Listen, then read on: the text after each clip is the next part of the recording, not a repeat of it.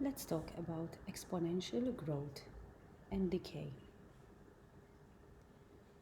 So, when we've got exponential growth and decay, let's talk about exponential growth first. Some examples are when the population of a country increases by 5% a year. And the word increases is showing me that there is a growth. What does that mean? So, if by the end of the year there is 5% more people in a country, then the following year 5% of that amount is going to be more than the previous year. So that's why it grows exponentially. An investment increases by 12% per year. A property value increases by 10% per annum. Remember that PA means per annum and means per year. Some examples of decay is when the value decreases. So for example, the value of a car decreases at 4% per annum, or a tank leaks water at the rate of 8% every hour. So the fact that it is leaking, then the amount of water is decreasing. A mobile phone value decreases at 30% per annum.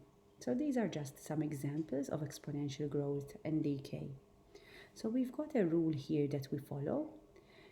A, which is the amount, okay, or the value of the property or the mobile phone that we are talking about, which is equal to K, and K is the initial amount, and T is the time.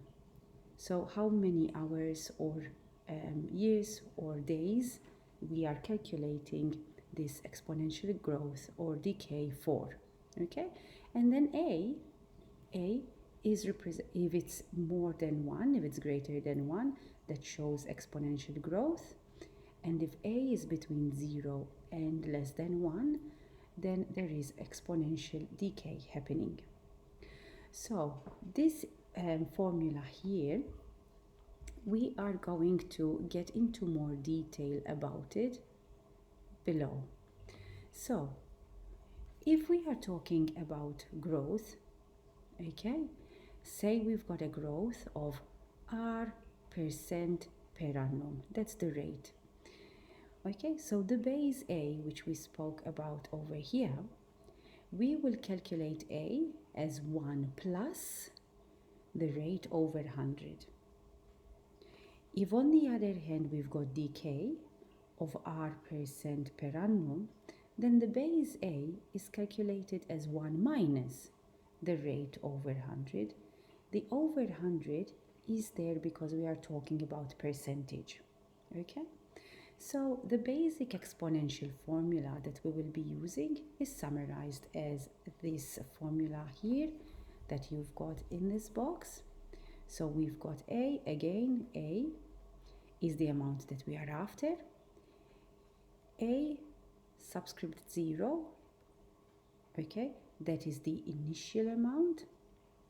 And then we've got this, which is representing this A over here, okay, that is either growth with a plus or decay with a minus, okay, R over 100, and to the power of n, sometimes we use n and sometimes we use t, okay, and that is the number of years. So now let's apply this formula to some examples. So here we've got form an exponential rule for the following. So we're not going to solve anything here, okay? We're not going to work out anything. We're just going to make up a rule. Okay, so we've got a city's initial population of 120,000 is increasing by 9% per year. So we've already got here P defined as the population number at any time, and N is the number of years the population increases. The rate R is 9, and P0, the initial population, okay, when the time is 0, it's 120,000. So we need to make up the rule. So in this case, P, the population, is going to be equal to the initial value, okay, or the initial population here. In brackets, we've got, because it is increasing, then it's 1 plus the rate over 100 all to the power of n. And then if this was a part of another question that follows on by telling us the number of years we're after, then we would be able to work out the population at that time. Let's have a look at the next one. So a house initially valued at 560,000 is losing value at 16% per annum. And so we've got A, which is the value of the house in dollars at any time, N, the number of years the house is kept, R is the rate, which is 16, and the initial value of the house, okay, initial value of the house is 560,000. So we're going to start off the formula now with A equals, the initial value is 560,000, and if we want to work out its loss in value, okay, it's losing value, then it's 1 minus 16 over 100 to the power of n. Now, if we had to simplify a little bit further both of these formulae, then we can just put the 120,000, and here we've got 1 plus 9 over 100. Now remember, 9 over 100 is 0.09. If we add the 1 to it, then it would be 1.09. So to simplify it, we can just put 1.09 to the power of n. Same thing with this formula. We can just put the 560,000, and then we've got 1 minus 16 over 100. So we've got 1 minus 0.16, and that would give us 0.84.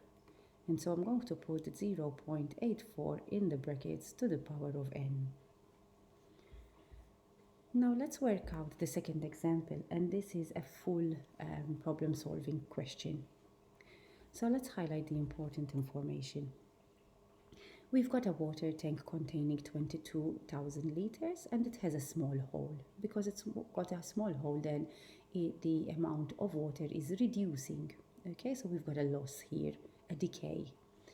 And it is reducing the amount of water by 4% per hour. So first of all, we need to determine a rule for the volume of water V left after T hours. And so now we've already got V and T defined. So V is the amount of water in liters at any time. T is the number of hours. The rate, as we saw here, is 4%. So we're just going to write 4. And the initial value, the initial volume is 22,000 liters. So for part A, we need to work out, or we need to find a rule for the volume V after T hours. So remember, it is the initial amount. In brackets, it's 1 minus this time because we are losing water. 4 out of 100 is the rate to the power of T for now. And that is simplified to 22,000. 1 minus 4 over 100 is 0.96